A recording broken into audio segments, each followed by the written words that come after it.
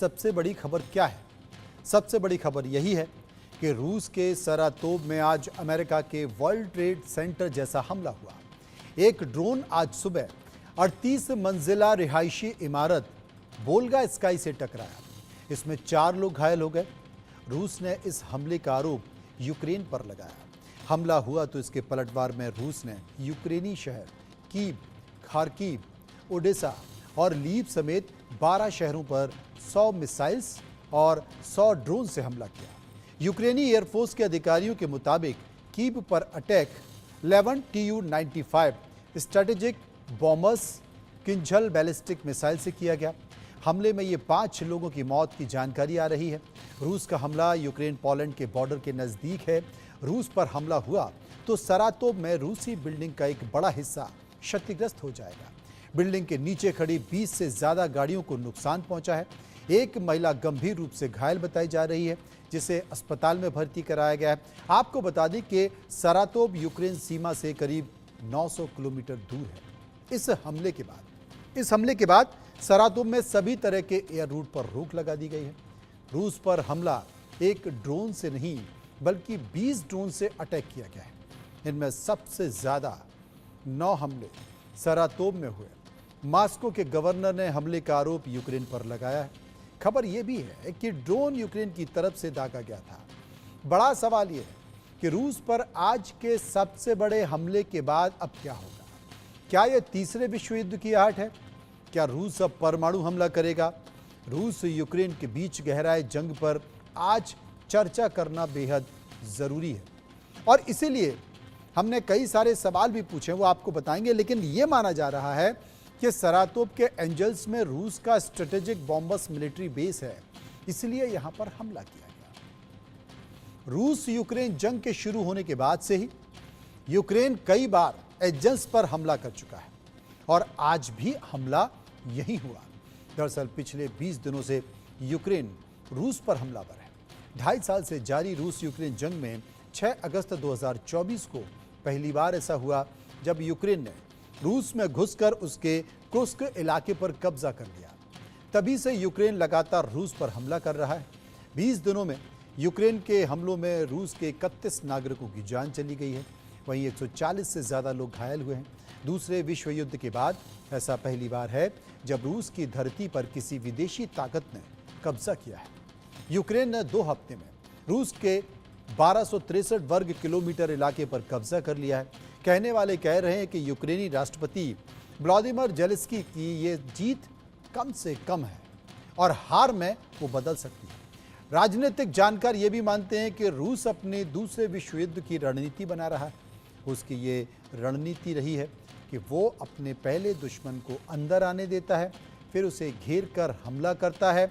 इस वजह से यूक्रेन का कुर्स्क अभियान ज़ेलेंस्की के लिए उल्टा साबित हो सकता है। इस बात के संकेत मिले हैं। 2 तस्वीरें आप देखिए। पहली तस्वीर में अमेरिका का 9/11 हमला किस तरीके से हुआ। आतंकवादियों ने सीधे वर्ल्ड ट्रेड सेंटर पर प्लेन के जरिए ये हमला किया और कई लोग इस हमले में मारे गए। और ठीक वैसा ही संकेत आप देख सकते हैं यूक्रेन की तरफ से दिया गया है। रूस और सरातोब में ये हमला हुआ है। रूस और सरातोब में जो अटैक हुआ है कि सीधा एक बड़ा ड्रोन उस बिल्डिंग में जाके घुस गया। 6 तस्वीरें। रूस पर एक बड़ा हमला, उसकी तस्वीर आप देख सकते हैं, साफ तौर पर आपको दिखाई दे रही है। और दूसरी तस्वीर में आप देख सकते हैं सरातोब में अटैक किया गया है। ऊंची इमारत पर ड्रोन से हमला किया गया है। ये इमारत 38 मंजिला है और ये भी बताया गया है कि ज़ेलेंस्की की एक नई प्रतिज्ञा है और वो प्रतिज्ञा इस बात को लेकर है कि वो पुतिन से बदला लेकर लेंगे। ऊंची इमारतों पर भी ड्रोन से हमला किया गया है। इसी बात को लेकर हमने सर्वे किया है क्योंकि पूरे विश्व में इस बात की चिंता है। हमने देश में सर्वे किया है। पहला सवाल जो हमने लोगों से पूछा कि रूस में 9/11 जैसा हमला करना क्या अब यूक्रेन को भारी पड़ सकता है? 80% लोगों ने कहा भारी पड़ सकता है। 16% इस पर कुछ भी कहना नहीं चाहते थे। 4% कहने से बच रहे थे। सर्वे का एक और सवाल जो हमने लोगों से पूछा, सर्वे का दूसरा सवाल, क्या अब रूस पर यूक्रेन भारी पड़ता दिख रहा है? 48% लोगों ने कहा हाँ। हाल के दिनों में जो खबरें आ रही हैं उससे लग रहा है कि रूस में घुसकर यूक्रेन हमला कर रहा है, तो 48% लोग कह रहे थे कि बिल्कुल भारी पड़ रहा है। 49% लोगों का कहना था कि अभी कहना जल्दबाजी है, लगता नहीं है, और 3% लोग इस पर कुछ भी कहना नहीं चाहते थे। चर्चा कर लेते हैं। वरिष्ठ लोग हमारे साथ मौजूद हैं। Major general retired JKS Pariyar साहब हमारे साथ मौजूद हैं, जो कि डिफेंस एक्सपर्ट भी हैं। मेजर जनरल रिटायर्ड अनुज माथुर हैं, जो कि रक्षा विशेषज्ञ भी हैं, वो भी हमारे साथ मौजूद हैं। उनसे भी चर्चा कर लेते हैं, समझने की कोशिश करते हैं। तो सबसे पहले हम चर्चा कर लेते हैं कि आखिर परियार साहब, जिस तरीके से यूक्रेन रूस पर अटैक कर रहा है, पहली बार है, द्वितीय विश्व युद्ध के बाद पहली बार है कि रूस की धरती पर, रूस की सरजमी पर कोई बाहरी अंदर घुसकर हमला कर रहा है, और लगातार कर रहा है। वो रूस को हमला भी कर रहा है, चेतावनी भी दे रहा है और आंखें भी दिखा रहा है। क्या कहेंगे, संकेत क्या दिखाई दे रहे हैं आपको? संकेत इसमें बिल्कुल स्पष्ट है कि यूक्रेन यानी कि नाटो देश जो है वो रूस के ऊपर थोड़े भारी पड़ रहे हैं। इसमें ये आपको एक्सेप्ट करना ही पड़ेगा। और मैं समझता हूँ कि ये युद्ध में अब जो स्ट्रेटेजीज बन रही हैं, रशिया जो है वो पूरा कंसंट्रेट कर रहा है कि वो साउथ ईस्ट यूक्रेन जो इलाका उसने कब्जा कर लिया और आसपास जो उनका टारगेट है उस पर वो फोकस कर रहा है। और उसने यूक्रेन ने सोचा था कि जब कुर्स्क एरिया में यूक्रेनियन फोर्सेस एंटर करेंगी तो रशिया अपने ट्रूप विड्रॉ करेगा, साउथ यूक्रेन से, साउथ ईस्ट यूक्रेन से इधर लाएगा। वो उन्होंने किया नहीं। उसके बजाय रशिया ने अपने जो लेस ट्रेंड या इल ट्रेंड नए रिक्रूट्स हैं उन लोगों को उस इलाके में लगाया है। तो मैं समझता हूँ एक तो ये स्ट्रेटेजी इसमें आ रही है।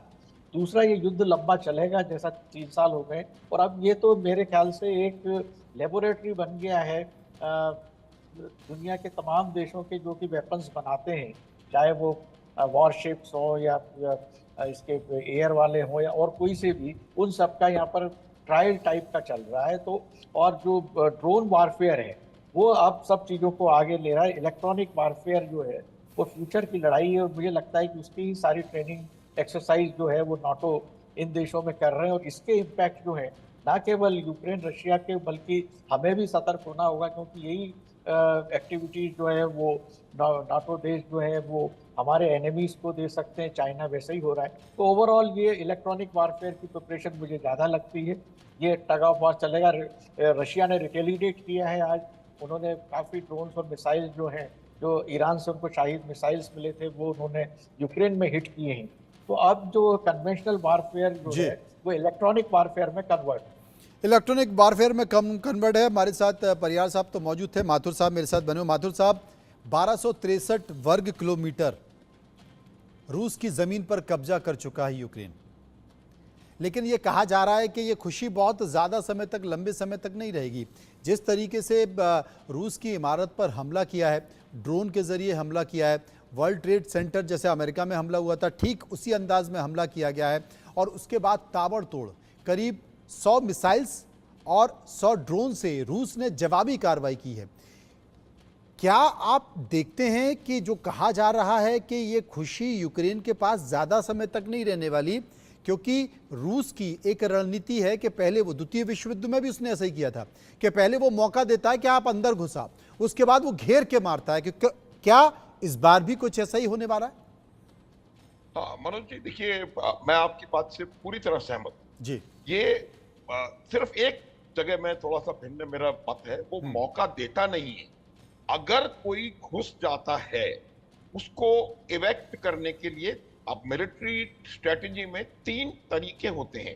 पहला तरीका तो ये है कि जहां पर वो आए हैं आप वहीं जाकर के हमला करें और उनको हेड ऑन वहां पर दबा करके और उनको पीछे लौटने पर मजबूर करें। दूसरा तरीका ये होता है कि आप उस जगह जहां वो आए हैं उसके आसपास कोई और स्ट्रेटेजिकली इंपॉर्टेंट जगह पर जाकर के वहां पर हमला करके उसको थ्रेटन करके इनको रिकॉइल करने के लिए बाध्य करें।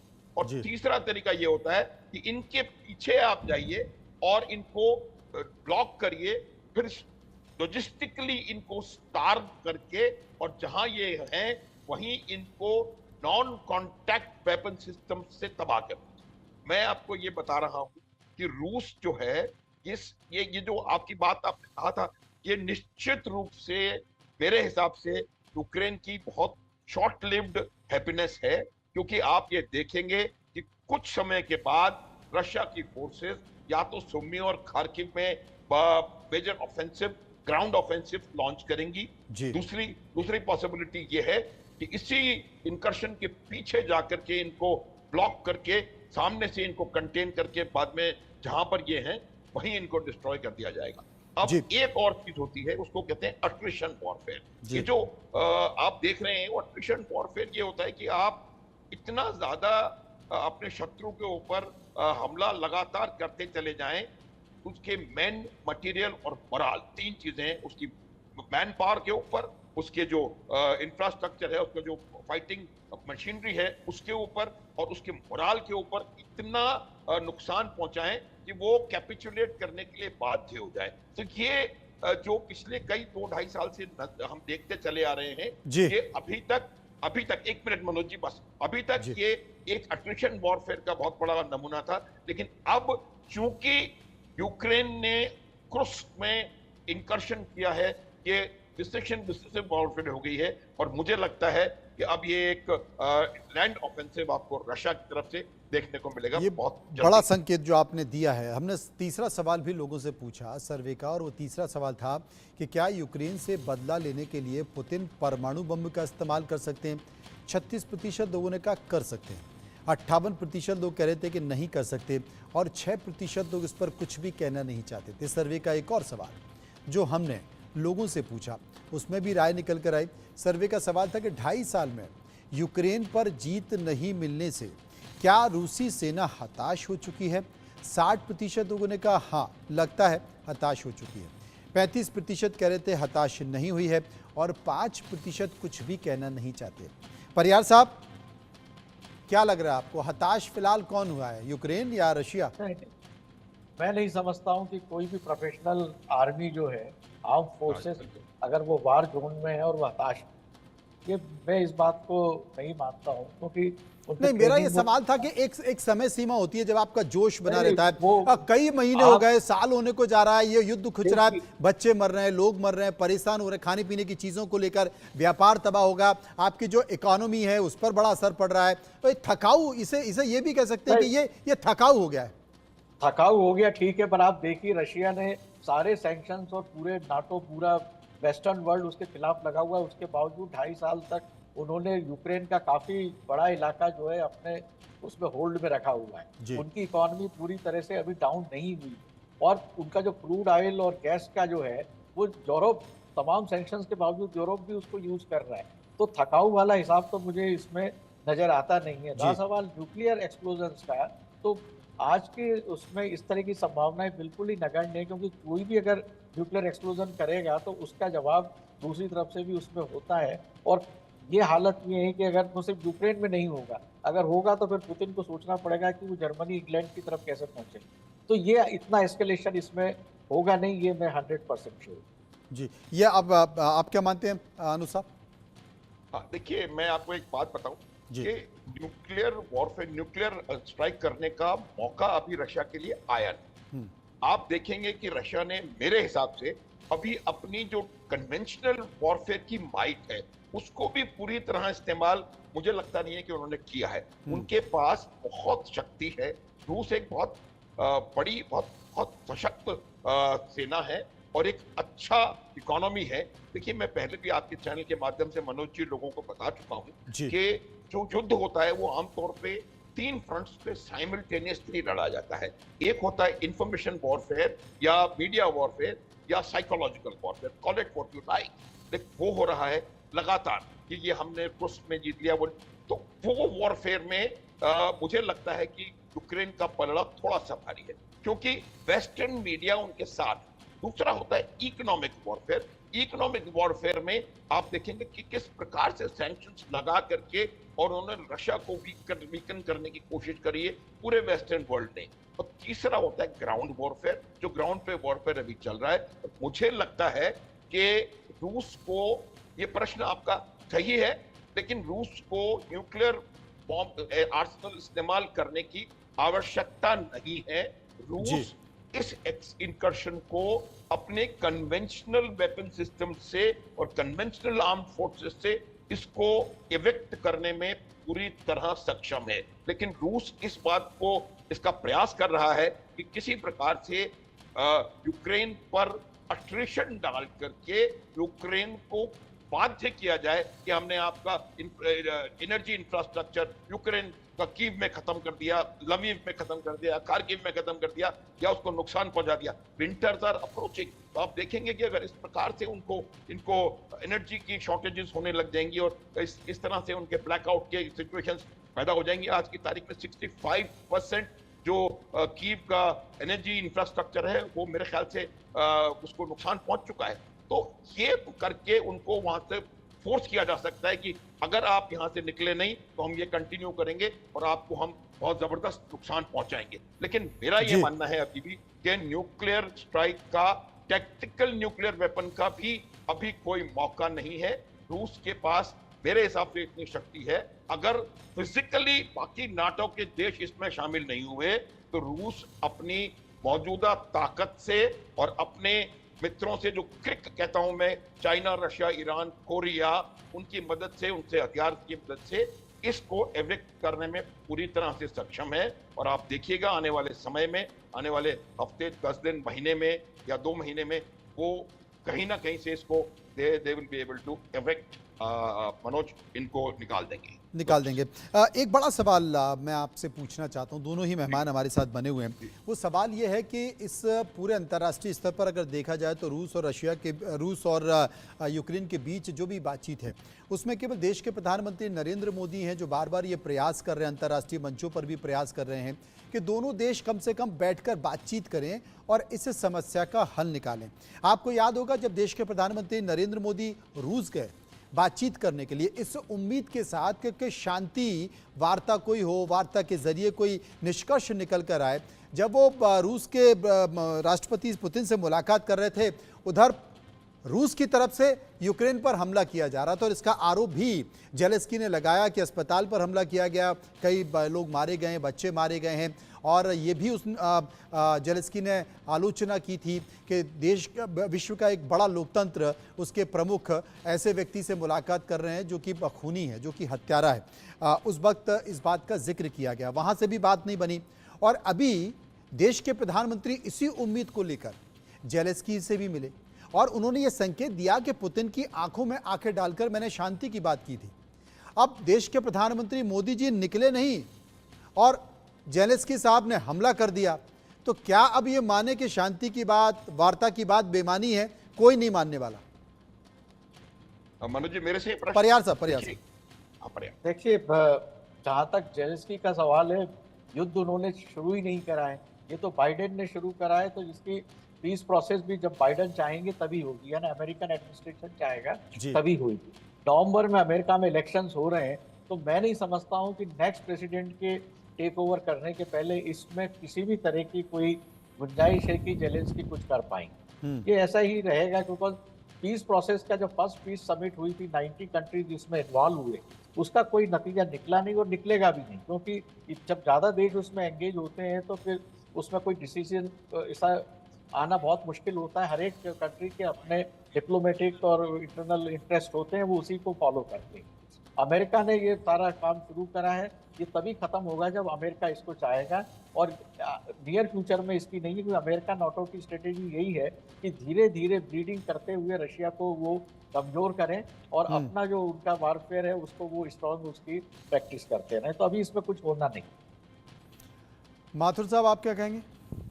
हाँ, मैं देखिए, मैं जब ये कहने का प्रयास कर रहा था, देखिए जहां तक सवाल इसका क्या शांति लाएगा, किस शर्तों पर ये सीज फायर होगा, अगर हुआ भी। अब देखिए, जो अगर उनको, यूक्रेन को ये मानना है कि डॉनबास के ऊपर रूस का कब्जा रहे, क्रिमिया के ऊपर रूस का कब्जा रहे और वो वहां से निकल के आ जाए, तो ये लड़ाई करी ही क्यों? तो ये मेरा ये मानना है कि अभी मुझे निकट भविष्य में इसका कोई शांति समझौता होता हुआ नजर नहीं आ रहा है, चाहे कोई भी दुनिया में प्रयास कर ले। अब अमेरिका के हाथ से भी ये चीज निकल चुकी है। अब सिर्फ अमेरिका अगर कुछ करना चाहेगा तो वो ये कर सकता है कि वो यूक्रेन को मदद देना बंद कर दे, जिसकी वजह से यूक्रेन पूरी तरह से पस्त हो जाए और कैपिचुलेट कर जाए। तो और मुझे लगता नहीं है कि इसका अभी कोई डिप्लोमेटिक या कोई कूटनीतिक सॉल्यूशन इसका हमें सामने नजर आ रहा है कि ग्राउंड युद्ध की भूमि पर ही इसका निर्णय अगर होना है तो होगा, अन्यथा ये लड़ाई लंबी चलती चली जाएगी। अमेरिका का चेंज होना है या नहीं होना है वो हम कह नहीं सकते, इलेक्शंस का क्या रिजल्ट आता है, लेकिन ये बात निश्चित है कि यूक्रेन जो कभी भी इसका मेन जो मेन आर्किटेक्ट है इस वॉर का वो यूक्रेन नहीं था। इसका मेन आर्किटेक्ट यूएस है और नाटो है, और मुझे लगता है कि उन्होंने यूएस और नाटो ने यूक्रेन को एक बहुत अजीब और गरीब हालत में ला करके रख दिया है। और आज की तारीख में उनकी इकोनॉमी पूरी तरह से खत्म हो चुकी है। उनके जो इतनी बड़ी वीट पोल थी, इतना उनका इंडस्ट्रियल इंफ्रास्ट्रक्चर था, सब में जबरदस्त नुकसान हो चुका है और ये बहुत ज्यादा उनको नुकसान उठाना पड़ा है। और मुझे लगता है कि इसका अभी निकट भविष्य में कोई डिप्लोमेटिक सॉल्यूशन हमें नजर नहीं आ रहा। निकट भविष्य में इसका कोई भी सॉल्यूशन निकलता हुआ दिखाई नहीं दे रहा है। दूसरा, परियार साहब ने कहा कि यूएस अमेरिका जब चाहेगा तभी कुछ फर्क पड़ सकता है, वरना लगता नहीं है कि इसमें कोई बातचीत होगी, कोई शांति की स्थिति नजर आएगी। यानी कि लंबे समय तक अभी हमें इसी तरह की तस्वीरें देखना पड़ सकती हैं जो तस्वीरें आज निकल कर आई। बहुत बहुत शुक्रिया परियार साहब का, शुक्रिया माथुर साहब का करेंगे। बढ़ते हैं अगले विषय की तरफ है और